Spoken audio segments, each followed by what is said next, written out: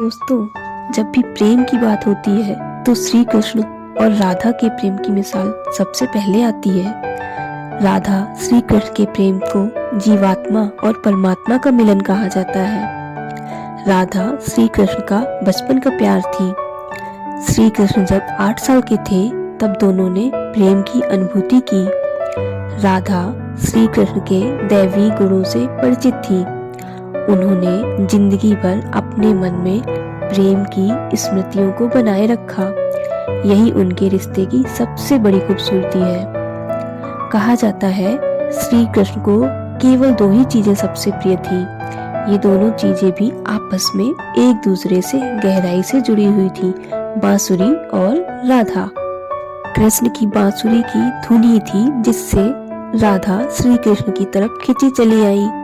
राधा की वजह से श्री कृष्ण बांसुरी को हमेशा अपने पास ही रखते थे। भले ही श्री कृष्ण और राधा का मिलन नहीं हुआ हो, लेकिन उनकी बांसुरी उन्हें हमेशा एक सूत्र में बांधे रही। श्री कृष्ण ने जितने भी चित्र मिलते हैं, भगवान श्री कृष्ण से राधा पहली बार तब अलग हुई थी जब मामा कंस ने बलराम और कृष्ण को आमंत्रित किया था। वृंदावन के लोग यह खबर सुनकर दुखी हो गए थे। मथुरा जाने से पहले श्री कृष्ण राधा से मिलने गए थे। राधा कृष्ण के मन में चल रही हर गतिविधि को जानती थी। राधा को अलविदा कहकर श्री कृष्ण उनसे दूर चले गए। कृष्ण राधा से ये वादा करके गए थे कि वो वापस जरूर आएंगे, लेकिन कृष्ण राधा के पास वापस नहीं आए। उनकी शादी भी रुक्मिणी से हुई। रुक्मिणी ने भी श्री कृष्ण को पाने के लिए बहुत जतन किए थे। श्री कृष्ण के विवाह के लिए वह अपने भाई रुक्मिणी के खिलाफ चली गई थी। राधा की तरह वह भी श्री कृष्ण से प्यार करती थी। रुक्मिणी ने श्री कृष्ण को एक प्रेम पत्र भी भेजा था, वह आकर उन्हें अपने साथ ले जाएं। इसके बाद ही श्री कृष्ण रुक्मिणी के पास गए और उनसे शादी कर ली। कृष्ण के वृंदावन छोड़ने के बाद से ही राधा का वर्णन बहुत कम हो गया।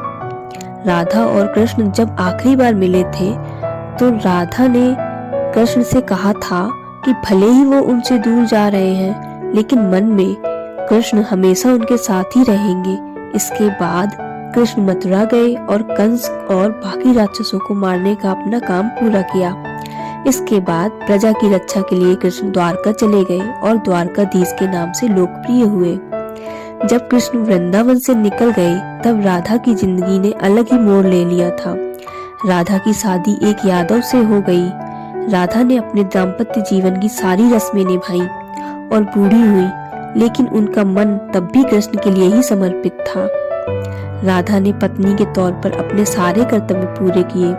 दूसरी तरफ श्री कृष्ण ने अपने दैवीय कर्तव्य निभाए। सारे कर्तव्यों से मुक्त होने के बाद राधा आखिरी बार अपने प्रियतम कृष्ण से मिलने गई।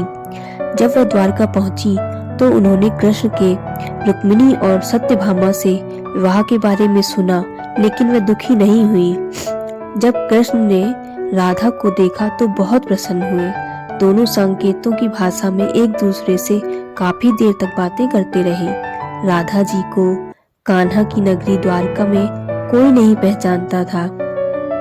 राधा के अनुरोध पर कृष्ण ने उन्हें महल में एक देविका के रूप में नियुक्त किया।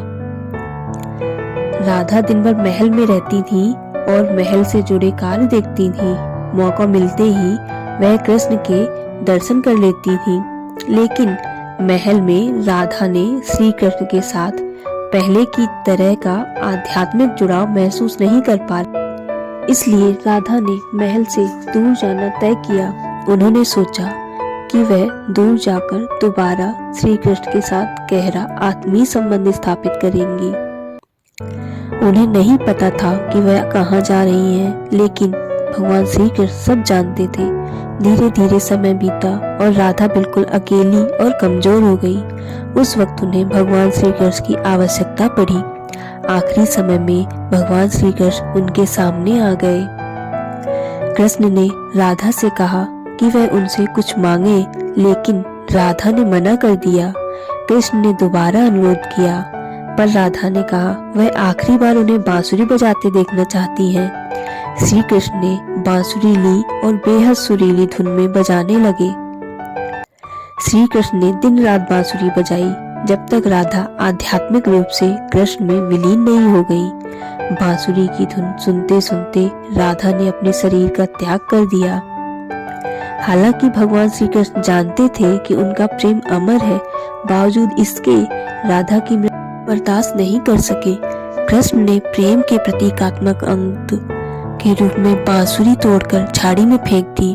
उसके बाद से श्री कृष्ण ने जीवन भर बांसुरी या कोई अन्य वादक यंत्र नहीं बजाया। कहा जाता है कि जब द्वापर युग में नारायण ने श्री कृष्ण का जन्म लिया था, तब माँ लक्ष्मी ने राधा रानी के रूप में जन्म लिया था ताकि मृत्युलोक में भी वे उनके साथ ही रहे।